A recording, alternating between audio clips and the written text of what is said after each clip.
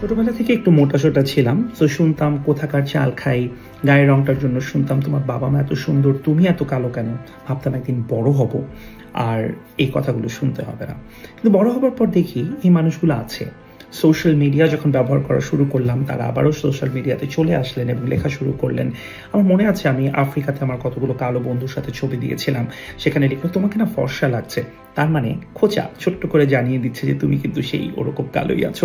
So body shaming, আমাদের ধর্ম, আমাদের রেস, আমাদের ব্যাকগ্রাউন্ড, একাডেমিক হোক, পারিবারিক ব্যাকগ্রাউন্ড হোক, বাবার অর্থনৈতিক অবস্থা, সব কিছুর জন্যই কিন্তু এরকম বিভিন্ন ধরনের কথার মুখোমুখি আমাদেরকে হতে হয়েছে। এবং এই শব্দটা যেভাবে হ্যারাসমেন্টটা করা হয় তখন জানতাম না যে এটাকে বুলিং বলে।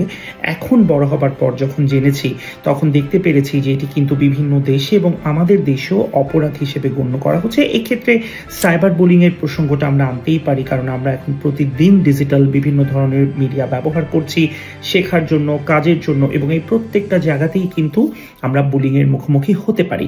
কিভাবে হতে পারি? প্রথমত টেক্সট যদি আপনাকে মোবাইলে কেউ পাঠায় সেটা একটা ওয়ে হতে পারে। পাশাপাশি মেইল, আমরা ডেইলি ইমেল ব্যবহার করছি, সেখানেও কিন্তু হতে পারে। যেই সোশ্যাল মিডিয়াগুলো আমরা মূলত এন্টারটেইনমেন্ট বা কমিউনিকেশনের জন্য ব্যবহার করি, ফেসবুক, টিকটক, বা অফিসিয়াল বা প্রফেশনাল ক্যারিয়ার ডেভেলপমেন্টের জন্য লিঙ্কডইন, যে কোনো জায়গাতেই কিন্তু আপনাকে থ্রেট পাঠানো হতে পারে। আপনার কোনো একটা আপলোড করা ছবি বা আপনার কোনো একটা আপলোড করা স্ট্যাটাস, সেখানেও কিন্তু কমেন্টেড একদম ঝড় বইয়ে আপনাকে সবার থেকে আলাদা করার একটা প্রচেষ্টা চলতে পারে, আপনাকে একদম স্পষ্টভাবে ছোট করার জন্য একটা মকিং, সেটা কিন্তু অনেক দূর চলে যেতে পারে। এবং অনেক সময় মকিং এর পেছনে কিন্তু একদম ইন্টেনশন কাজ করে যে তাকে কিভাবে সামাজিকভাবে হেনস্থা করা যায়। যখনই আপনি বুঝতে পারছেন যে জিনিসটা এভাবেই করা হচ্ছে বা আপনার মনে হচ্ছে যে এটা আপনার মানসিক বা আপনার শারীরিক স্টেটের উপর একটা প্রভাব ফেলছে, একদম 100% সেই জায়গাটাকে আপনি বুলিং হিসেবে আইডেন্টিফাই করতে পারেন এবং আপনি তারপরে চিন্তা করতে পারেন যে কিভাবে আপনি এটাকে মোকাবেলা করবেন। প্রথমে যেটা ক্লিয়ার করতে চাই, বুলিং কিন্তু পারিবারিক স্পেসে, আপনার একাডেমিক স্পেসে, আপনার প্রফেশনাল যে স্পেসটা, সেখানে যে কোনো জায়গাতে যে কোনো সময় হতে পারে। এখন প্রশ্ন, কিভাবে আপনি মোকাবেলা করবেন? প্রথম সেটা হচ্ছে যে আপনি আপনার যে অনলাইন যে প্রাইভেসি যে সেটিংগুলো আছে সেগুলো নিয়ে আপনি কাজ করতে পারেন। আপনি স্পষ্ট করে যদি বুঝে নেন যে আপনার অডিয়েন্স আপনি কিভাবে সিলেক্টিভ রাখবেন, আপনি কোনো একটা ভিডিও বা ছবি আপলোড করছেন সেটাকে আপনি পাবলিক রাখবেন নাকি আপনি এটা অনলি ফ্রেন্ডস বা আপনার নিজের যে কমন গ্রুপটাকে সেটার মধ্যে আপনি এটাকে রেস্ট্রিক্টেড রাখবেন। দ্বিতীয়ত সেটা হচ্ছে যে আপনি যারা আপনাকে ফলো করছে বা যারা আপনার সোশ্যাল মিডিয়া প্রোফাইলে আছে তাদের সবাইকে আপনি সব ধরনের কন্টেন্টের অ্যাক্সেস দিবেন কিনা, সেই জিনিসটাও কিন্তু আপনাকে চিন্তা করতে হবে।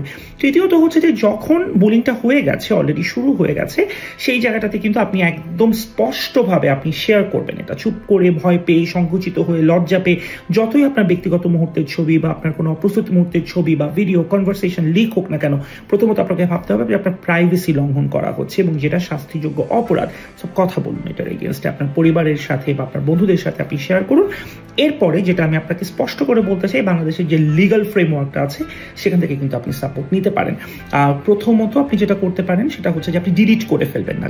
যেখানে বুলিংটা, যেখানে যে কনভারসেশনটা চলছে, সাইবার বুলিং এর যে জায়গাটা আছে, সেটা আপনি আইদার অনলি মি করে দিতে পারেন অথবা আপনি সেটা স্ক্রিনশট নিয়ে আগে ডকুমেন্টেশন, টাইম স্ট্যাম্পস বা যে কমেন্টগুলো সবকিছু আগে রেকর্ড করে তারপরে আপনি সেটাকে ডিলিট করুন। বা যা করে আমি বলবো যে ডিলিট না করাটাই বেটার, প্রাইভেসি সেটিংটাকে চেঞ্জ করে রেখে দেওয়াটা বেটার।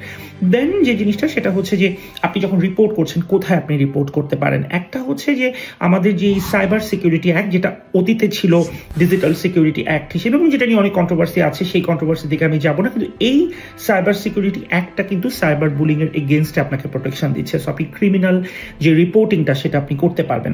দ্বিতীয়ত হচ্ছে একদম ডিরেক্টলি আমাদের একটা যে cybercrime.gov.bd যে ওয়েবসাইটটা আছে সেখানে আপনি রিপোর্ট করতে পারেন। বাংলাদেশের সাইবার ক্রাইম রিপোর্ট করার জন্য স্পেশালি ফিমেলদেরকে কিন্তু সাপোর্ট দেওয়ার জন্য এখানে একটা ব্যবস্থা নেওয়া হয়েছে।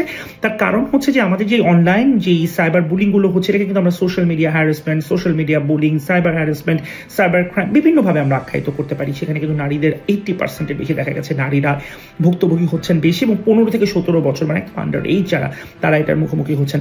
সো এক নাম্বার হচ্ছে ওয়েবসাইটটা আপনি ব্যবহার করতে পারেন। এর পাশাপাশি ফেসবুক পেজ, যেটা আমাদের সিআইডি ক্রিমিনাল ইনভেস্টিগেশন ডিপার্টমেন্টের যে ফেসবুক পেজ আছে, সেখানেও কিন্তু সাইবার ক্রাইম রিপোর্ট করার একটা ডিরেক্টলি জায়গা আছে। আপনি সাথে সাথে এভিডেন্স নিয়ে কিন্তু আপনি রিপোর্ট করতে পারবেন। লিগাল সাহায্য অবশ্যই অবশ্যই গ্রহণ করবেন। আর আরেকটা জিনিস বলতে চাই যে একেবারেই ভয় পাবেন না। এক্ষেত্রে অনেক ধরনের মানসিক যেই একটা জার্নি আপনার হতে পারে, আপনি কিন্তু এখানে ভয়, যেটা আমি বলেছি, এর পাশাপাশি বিষণ্ণতার সিমটম, অনেকের মধ্যে অনিদ্রাজনিত সমস্যা, ইনসমনিয়া যেটাকে আমরা বলি, পাশাপাশি লোনলি হয়ে যাওয়া, কারণ আপনাকে এক্সক্লুড করার জন্যই তো অনেক সময় করা হয়, যে আপনাকে যাতে একদম ঠেলে দেওয়া হয়, যে আপনি যাতে কষ্ট পান। সো সেই জায়গা থেকে কিন্তু আপনার মধ্যে বিষণ্ণতা থেকে শুরু করে অ্যাংজাইটি, পিটিএসডি, বিভিন্ন ধরনের সিমটমস কিন্তু ডেভেলপ করতে পারে। এক্ষেত্রে একজন মানসিক স্বাস্থ্য বিশেষজ্ঞের সহায়তা আপনাকে নিতেই হবে। যদি আপনি মনে করেন আপনি কন্ট্রোল করতে পারছেন না, সেক্ষেত্রে একজন সাইকিয়াট্রিস্ট, একজন সাইকোলজিস্ট বা একজন সাইকোথেরাপিস্ট আপনাকে হেল্প করতে পারে। সর্বোপরি যেটা বলতে চাই সেটা হচ্ছে লিগাল সাহায্য গ্রহণ করুন, ভয় না পেয়ে মোকাবেলা করুন যে অন্যায়টি আপনার এগেনস্টে হয়েছে সেটার, এবং মানসিক স্বাস্থ্য ভালো রাখার জন্য, আবার বাউন্স ব্যাক করার জন্য নর্মাল লাইফে মানসিক স্বাস্থ্য বিশেষজ্ঞের থেকে সাহায্য দিন। ধন্যবাদ, সবাই ভালো থাকুন।